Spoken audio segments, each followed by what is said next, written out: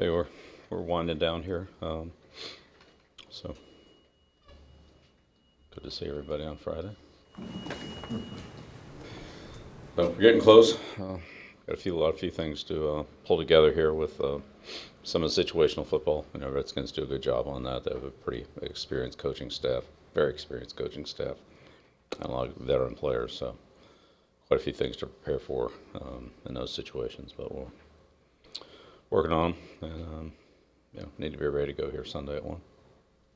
You said in the past that you have to prepare for all players, practice squad, 53-man roster, but is it unique at all to have to dedicate equal time to 3 different quarterbacks? Yeah, it's pretty unusual. Yep. But we have to be ready for all 3, and all 3 are capable. All 3 have played. So. Raise your hand while I'm calling it. Mark, go ahead. What did you guys see from Mike Nugent that made you want to bring him in and work with him? Yeah, Mike's got a lot of experience. Felt like he was the best option. Follow up with that. When you bring in those, however many kickers the other day, your choice to sign someone like Mike, how much was that based on the tryout that happened out here or the workout that happened up there, and how much was based on this? Yeah, a lot on the workout. Just seeing where the player is currently, but in the past has some relevance too. So it's a combination. But yeah, it'd be hard to sign somebody on that position that didn't kick well in a workout.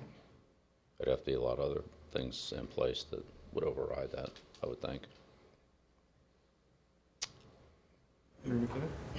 There were reports that you guys also added Young Ho Koo to your practice squad.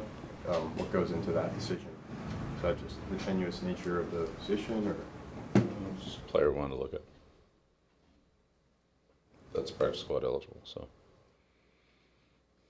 There's a lot of players you want to look at, but they're not eligible for the practice squad. You have to put them on the roster if you want to see them. So it gives us a chance to see him on a practice squad situation. I don't know, see how it goes. He doesn't have a lot of experience. How much does Mike Nugent's experience kicking in a place like Cincinnati, where it does get cold with pretty harsh winds, comparing to Gillette when it gets to the December months, how much does that play into the decision to sign him?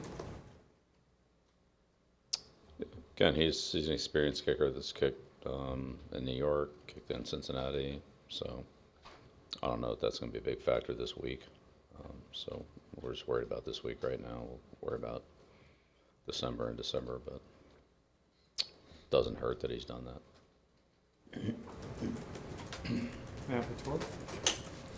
Is it a challenge for you to have a feel to know exactly where you're comfortable having him attempt field goals from, having had him such a short time?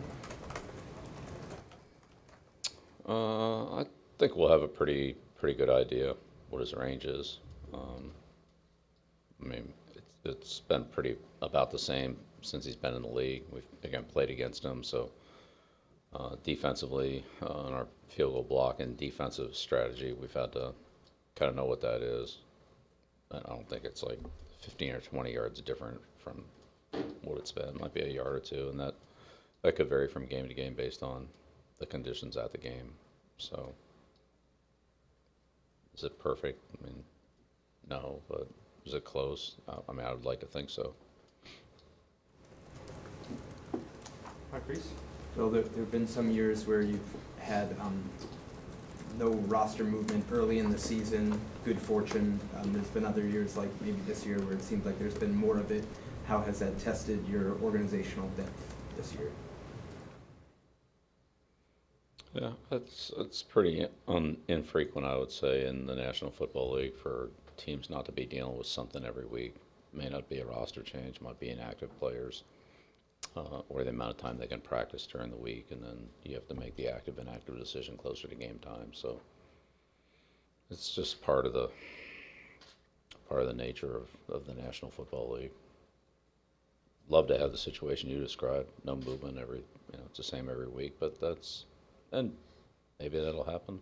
It has happened at times, but probably more often than not, there's some level of flux. So just have to figure it out. Everyone's on. What are some of the things just on the field that made Devin McCourty such a good player to you?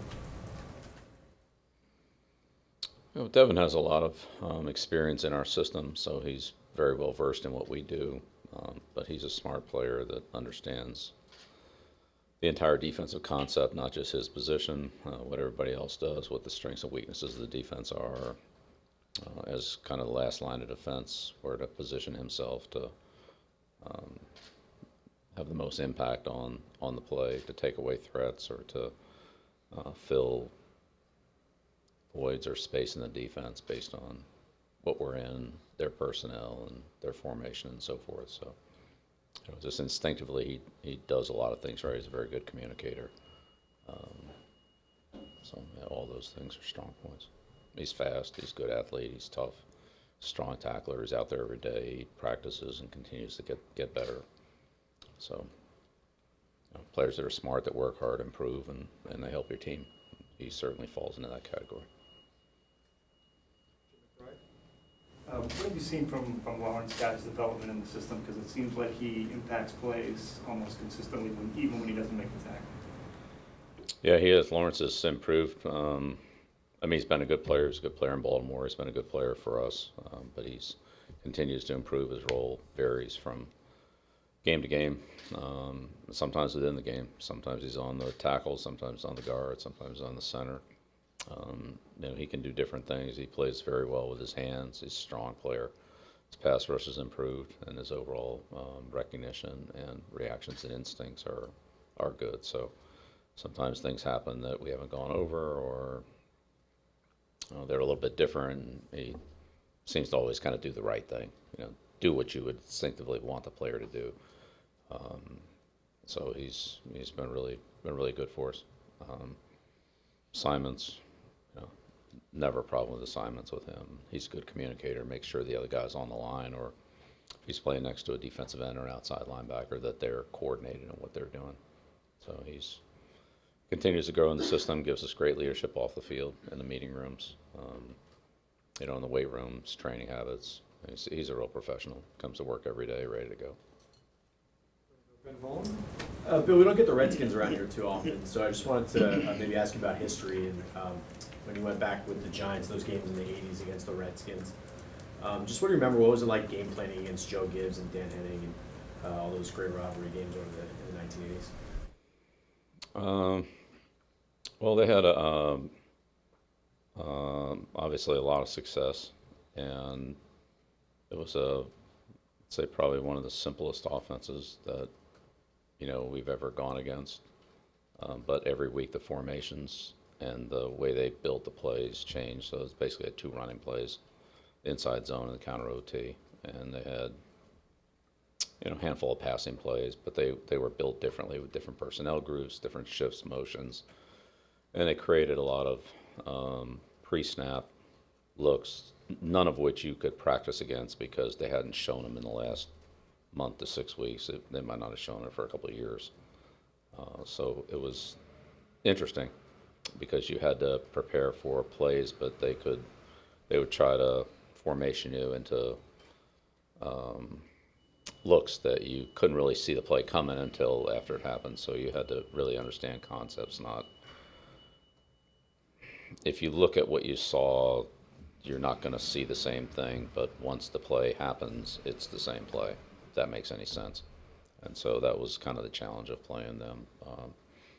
As Dan, when Dan left, the running game simplified, and then Dan's running game, like we saw at Carolina, Dan had a great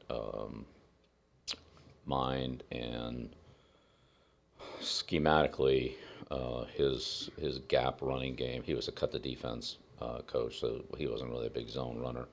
They always cut the defense, so there was some kind of double team kick out block, something that separated the defense, as we saw in the Carolina Super Bowl. And that's what he did. He did a great job of it, and there could be tight ends and fullbacks and in the backfield and in motion and in wing positions and all that, but he always found ways to cut the defense and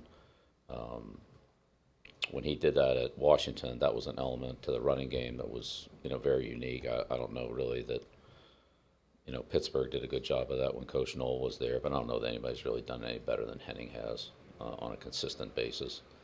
And then that kind of disappeared after he left, and it became really a zone to counter tray game. And, the first two steps of the zone and the counter tray look exactly the same, except for the pullers. But all the inside, the footwork, everything else is the same. And then, once they, that's what slowed that down. It's you had two plays that hit on opposite sides of the ball that initially looked the same for certainly the initial part of the read. Lawrence a guy that would help you attack that type of offense? Well, Lawrence and Banks, set the edge of the defense as well as probably any two linebackers in football. And, we had a lot of success against the Redskins when I was with the Giants, other than the two strike years, which we didn't have any success those 2 years. But, when we beat them a lot. The Eagles beat us a lot, and the Redskins beat the Eagles a lot. So in those, I don't know, call it 84 to 90 years, like that, we couldn't beat the Eagles, the Redskins couldn't beat us, and the Eagles couldn't beat the Redskins, and that's the way it was a lot. And I don't know, that period of 6 or 7 years, whatever it was.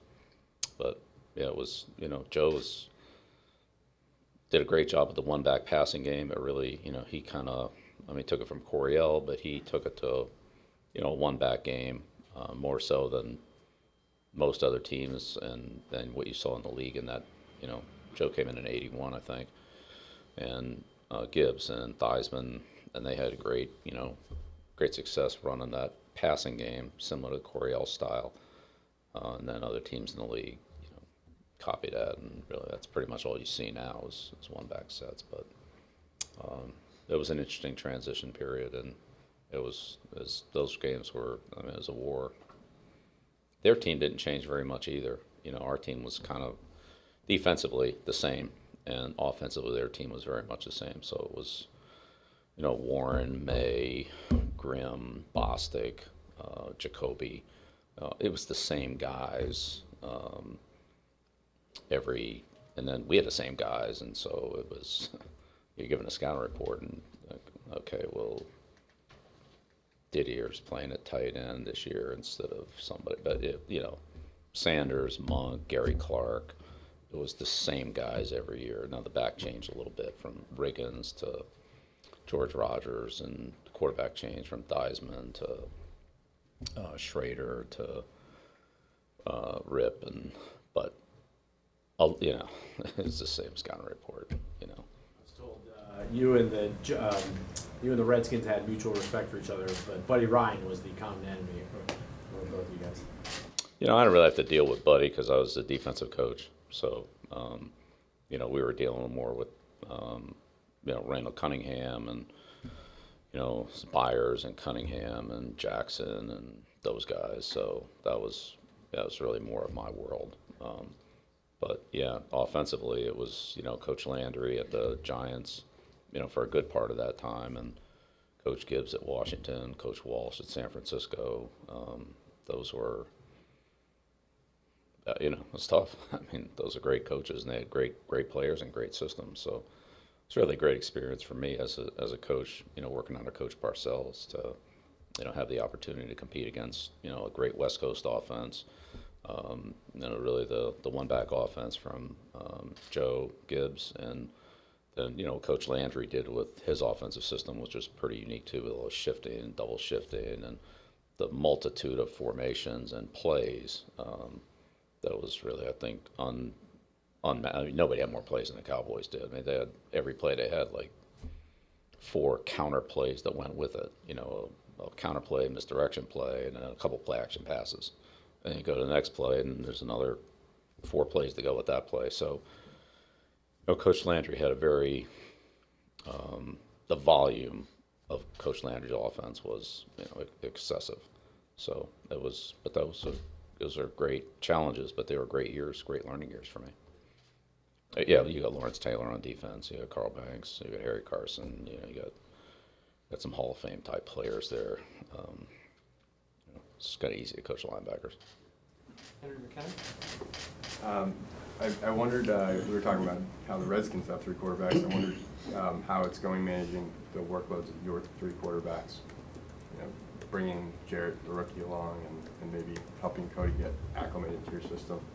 Yeah, well, Cody's done a nice job for us. He's really smart. He's come in here. He's learned. I mean, he's out there, you know, calling plays, signaling receivers, making adjustments, like he's been here longer than 2 weeks or whatever it is. So he's picked those things up very quickly. Has a good rapport with, you know, all the players, and you know, is willing to do whatever we ask him to do. He works extremely hard.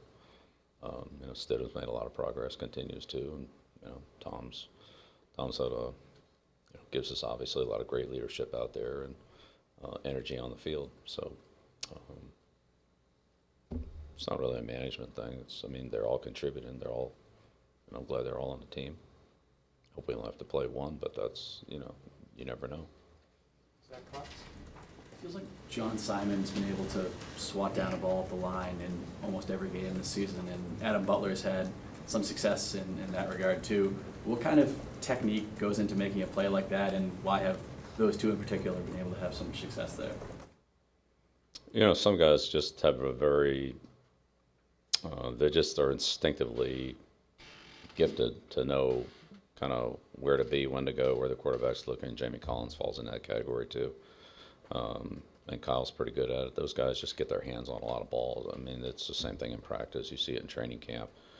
It's a lot of the same players doing that, and just, you know, kind of knowing where the passing lane is, know the quarterback's looking, and if they're not close enough to hit the quarterback, to affect the quarterback by getting in the passing lane and getting their hands up. Adam's he's a long guy. He's 6'4". He's got long arms, and Jamie's a long guy, and so that definitely helps. You know, Kyle. You know, John has a little less length, but just his instinctiveness and, you know, his ability to, you know, see the quarterback throwing the ball and get into that lane is, I mean, you know, you try to coach it, but I don't think that's really coaching. A lot of it's just instinctiveness.